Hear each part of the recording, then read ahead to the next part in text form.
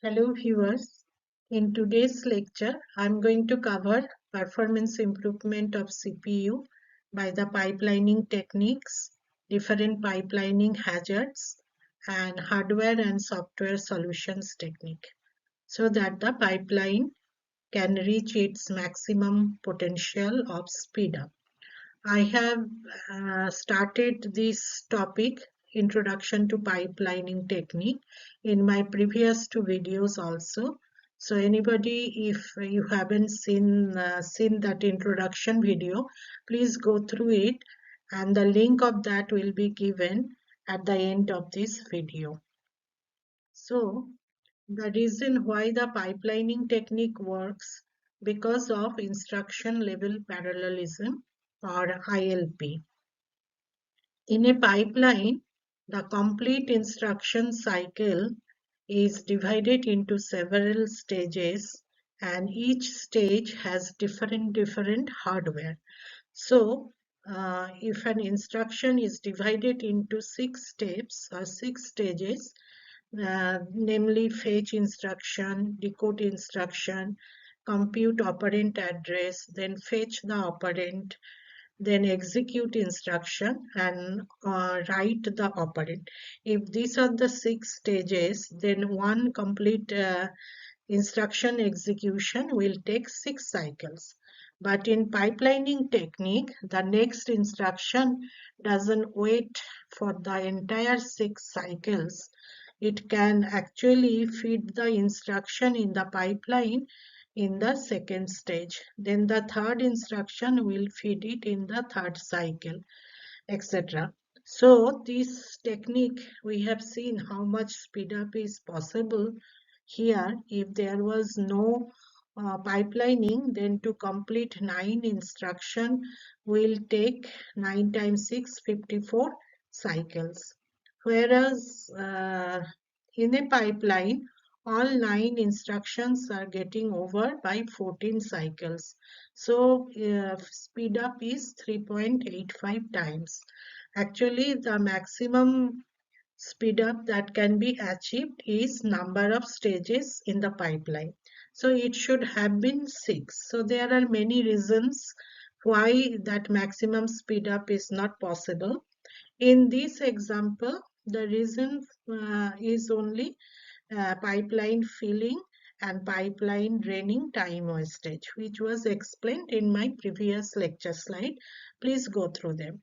Now this speed up of 3.85 is only for this 9 instruction. But if we increase the program load, suppose now we are working with thousands of instruction, then thousands instruction without pipeline will take 6,000 cycles, and with pipeline they will take 1,005 cycles. Now here the speed up will be 5.9 times. Here there also the pipeline filling and draining time wastage is there, but because we are considering a program which is very long, those time is nothing in compared to the when the pipeline is completely working. Now the 5.9 is very close to 6, but in a pipeline there are many other problems are faced. Those are called pipeline hazards, which we have started in my previous video, and here also we are going to see them and some more examples also we are going to see here. So the main three kinds of hazards were there: structural hazards, data hazards, and control hazard. Structural hazards we have covered or seen the solution for it, hardware solution, in my previous lecture slide. So here we are mainly seeing these data hazards. There are three different kind of data hazards are there. One is called read after write or raw hazard. Then second one is called write after read hazard or word hazard. Third one is called WAW, write after write hazard. Out of these three, this raw hazard is called true dependencies. Here you can see in this example of two instructions, the common register is R1 And the second instruction is reading R1. First instruction was writing. Now, as the read happens before write in a pipeline cycle, pipeline stages you have seen before, so this may create some problem. The second instruction has to wait till the first instruction is written. So this is called a true dependency or pure dependency or flow dependency between the data. And we have seen before that hardware modification, which is called forwarding or bypassing, will solve the problem in most of the cases. But in some cases, like in load use hazard, one example I will take in this lecture also, this bypassing and forwarding cannot solve the problem. And second hazard word, uh, here second instruction is writing and first instruction is reading. So as read happens before write, this is actually no problem and it is called anti-dependency. And as we consider more number of instructions, we will see that in a software solution technique to avoid pipeline hazard, true dependency hazard, they will reshuffle the instruction. Maybe the second will come before the first one. So in those cases, we have to pay attention that read happens before write. But usually it is anti-dependency because the second one is writing and first one is reading, and read happens before write in the pipeline stages. Third one is called output dependence because both of them writing here, right? So instead of using the same register name R1 for the second instruction, if a different register is used, then there is no problem. And in software solution, actually the compiler sees if there is any wow hazard, or here also any war hazard, they will just use a different register. That is called register renaming technique, that is taken by the software solution. So here it is telling raw is a true dependence, and sometimes it can be avoided, and sometimes it cannot be avoided. So it is true dependence because there is a producer-consumer relationship between the first instruction and second instruction. First instruction is producing a data which second instruction will use. Now, if the first instruction is an arithmetic instruction, then this hazard can be mitigated by forwarding or bypassing technique. But if the first instruction is a load instruction where the data is coming from memory, that time the pipeline has to take a stall. It cannot be, it can reduce the number of cycle stall, but it cannot completely eliminate it. We are going to see one example. And for war and wow hazard, which are called anti-dependence and output dependence, they are clubbed together and they are called false dependence. And they can be removed by software solution as register renaming. So options for handling war and wow hazards: stalls the later instruction to defer its register write, or register renaming. And then either way, compiler can limit the occurrence of war and wow hazards by limiting the reuse of destination register specifies among nearby instruction. So hardware solutions are mainly forwarding or bypassing.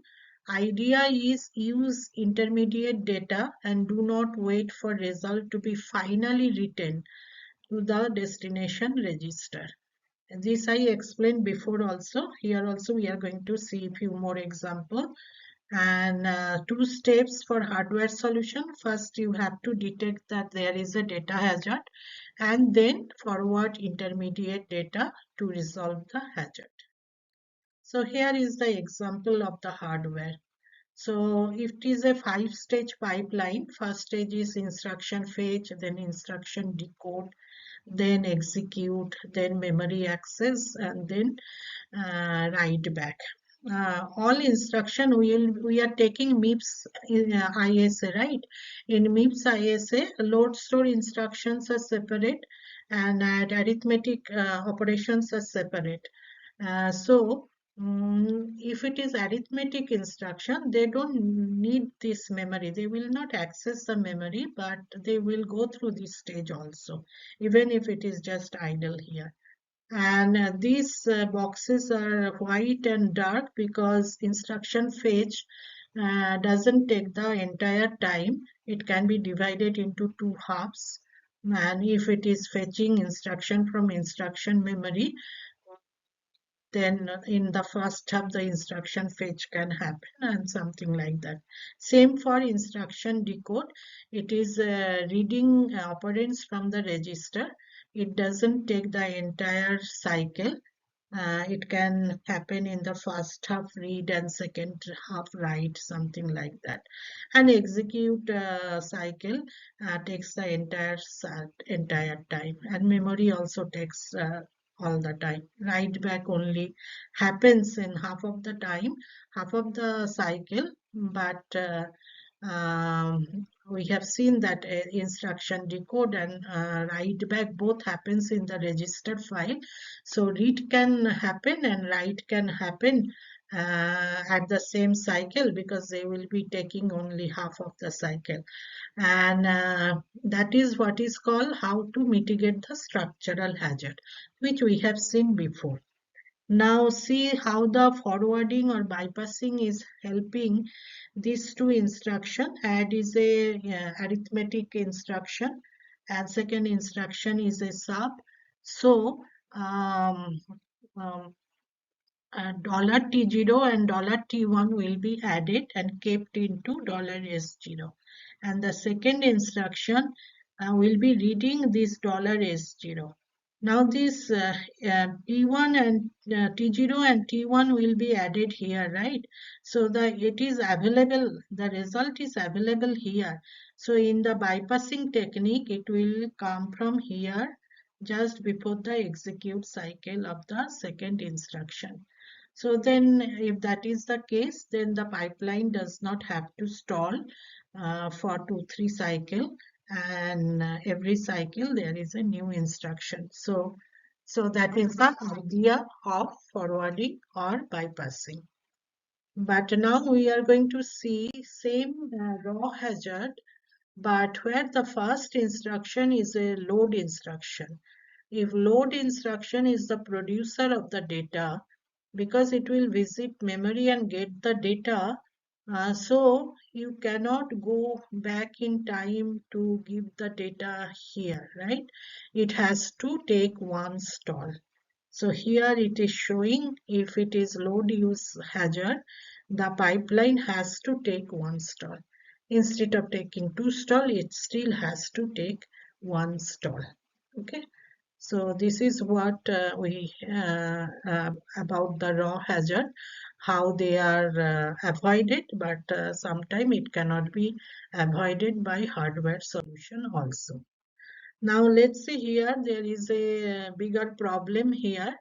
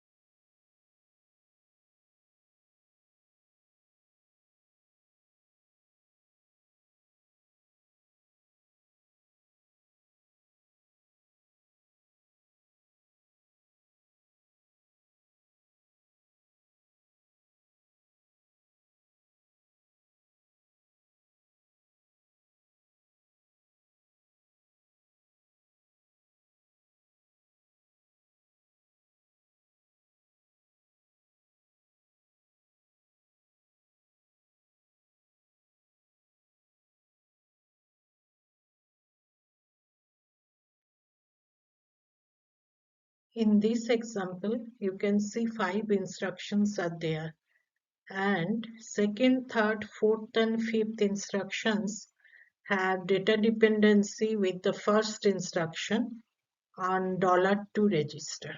$2 will be written in the first instruction and all others have to read it.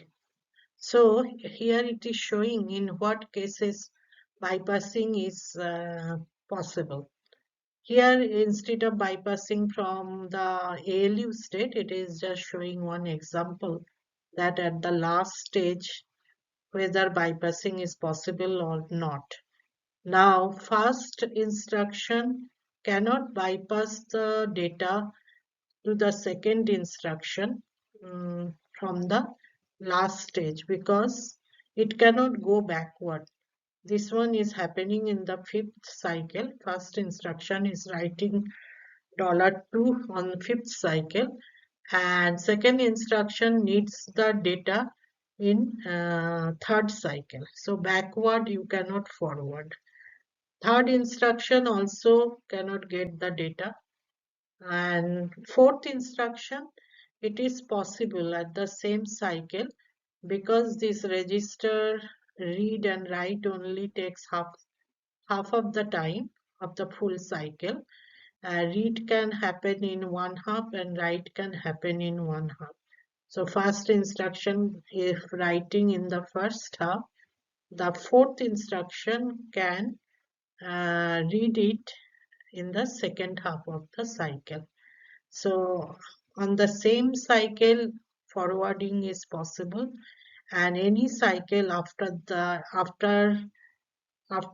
cycle where the data is available is also possible.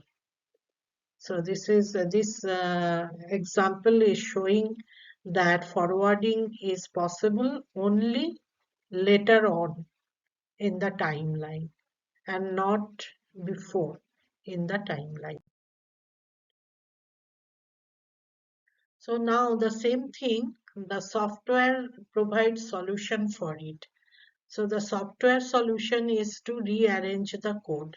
Suppose in a program there are these two lines are also there, load word and shift less than, and these two instructions are independent of all other instructions in the original problem. So if they can be inserted, found from somewhere can be inserted between the first instruction and the second AND instruction, then you forwarding do not have to go backward in time, and it is possible. And suppose the forwarding technique is not there, then software will find two instructions independent of the rest of the program, original program, they will insert it here. And in case this kind of instructions are not there in the program, then in that case there has to be two no operation or no. No operation is equivalent to shift less logical $0, $0, That means you are $0 register, you are shifting left by 0 amount. This is same as no operation. These two no operation has to be inserted. And if this kind of independent instructions are available in the program, which are still not executed, it can be put there. And this is called software solution. Now this is another example of software solution. 4 lines of code, 2 load instruction, after that 2 store word instruction. And you can see that second and third instruction have dependency because first instruction means it will calculate the memory address. $T1 will be added with 4, and from that memory location data will be brought into $T2. And the third instruction means this data in $T2 will be written in the memory location indicated by $T1.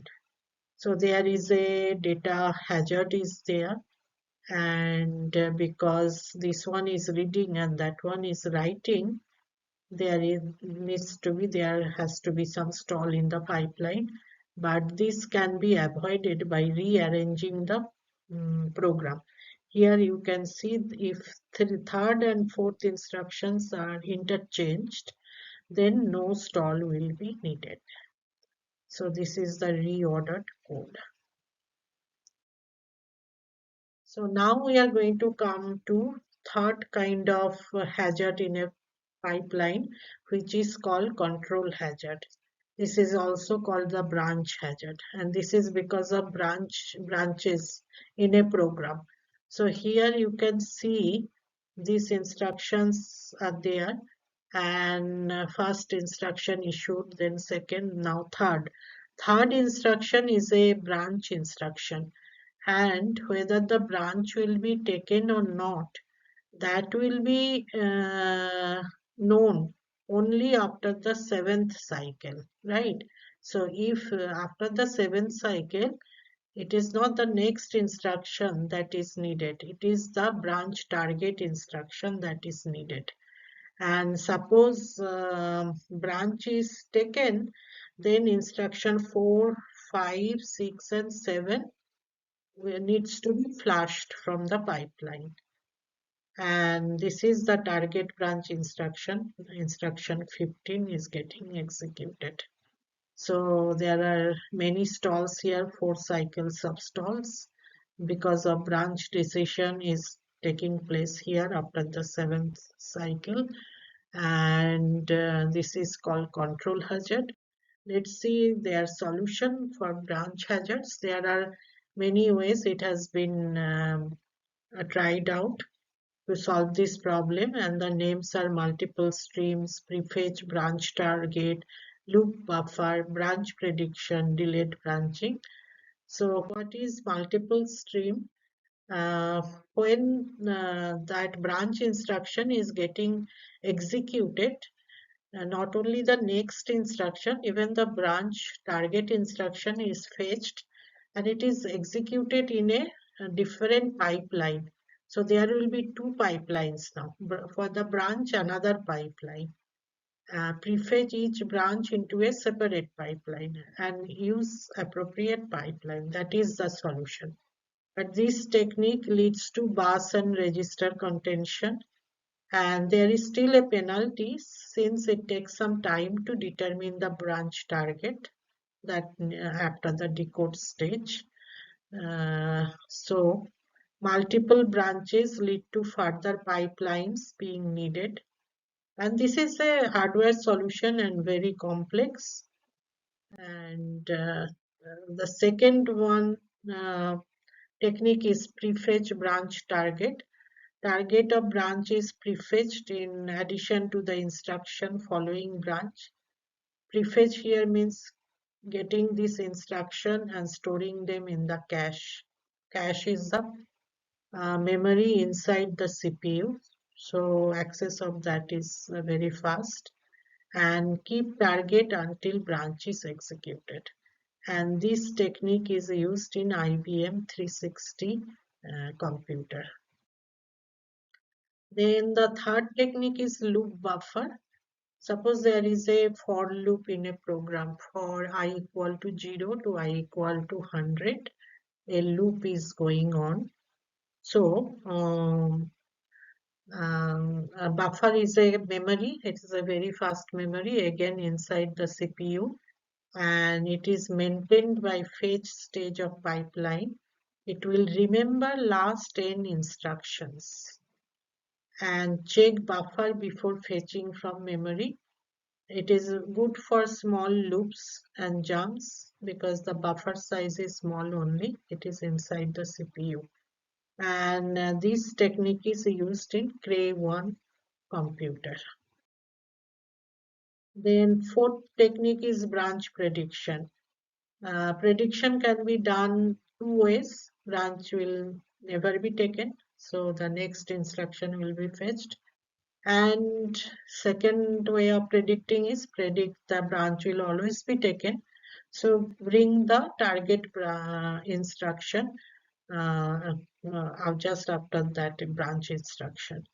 So predict branch will never be taken is used in this Motorola computer 68020 and VAX. And predict branch will always be taken. This prediction is shown to be successful for 60% of the time. So with one example, we are going to show how it works. And there are different kind of branches like for loop, while loop, and again there is sometimes it is if this happens then do that. That is a different kind of branch.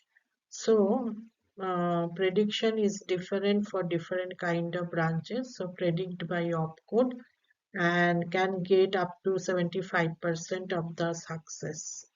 And taken not taken switch, there can be one bit branch predictor is also used. It is based on the previous history. If the branch was taken last time, predict that it will be taken. And if the branch was not taken last time, predict that it will not be taken. And this prediction, kind of prediction, is good for loops. Could use single bit to indicate history. Now we are going to see the same thing with 2 bits of history. So with 2 bits, you can have 4 different history. So these are the states 0, 0, 1, 0, 1, 1, 0, 1.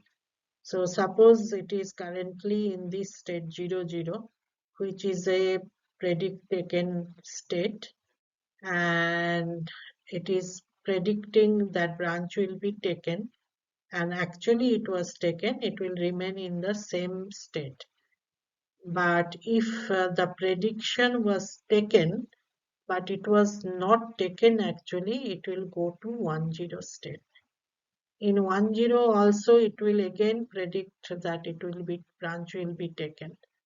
And if it was taken, it will go back here. And if it is not taken, it will go back to 1, 1 state. So basically, 2 failures are needed for predict taken to change to predict not taken. Then there is another technique which is called delayed branch, and that is used in RISC machine. It requires some clever rearrangement of instruction. It is a burden of the programmer or the compiler to increase performance. Most RISC machine does not flush the pipeline in case of a branch. It is utilizing delayed branch. This means if we take a branch, we will still continue execute whatever is currently in the pipeline at a minimum the next instruction. Benefit is simplifies the hardware quite a bit, but we need to make sure it is safe to execute the remaining instruction. Let's see how it is implemented. Here, this is an example. There is an example program of 6 lines. Now the third instruction is a branch instruction, jump 105. So after branch, there is a no operation added here, and then the rest of the instructions. So it is delaying the, here it was taking 4 cycle, 1 to 6 cycles to complete 6 entire cycle, and here it is taking 1 cycle more. Now no, here it is 6 instruction, here it is 7 instruction. Now it can be optimized if there is no dependency. So between the second and third, there is no dependency. So bring the second instruction after the jump instruction. Basically, we're interchanging them. Now this one is becoming jump and this one is add. So jump will get decided whether the jump will take place or not. Suppose it is taking 1 cycle stall beforehand, which is shown here by a no operation. Now because the instructions are rearranged, Now it is optimized. It will still take the same amount of time for 6 instruction without any branch hazard or control hazard. Okay, so now see that how many pipeline stages are utilized. Now computers have evolved a lot. 486 computer to Pentium computer, lot of changes happened. In 486 there was 5-stage pipeline, and those were fetch, decode 1, decode 2, execute and write back. 486 was in 1980s. Then Pentium 2 computer, they utilize 12 pipeline stages and different techniques that they have utilized. Dynamic execution incorporates the concept of out of order and speculative execution.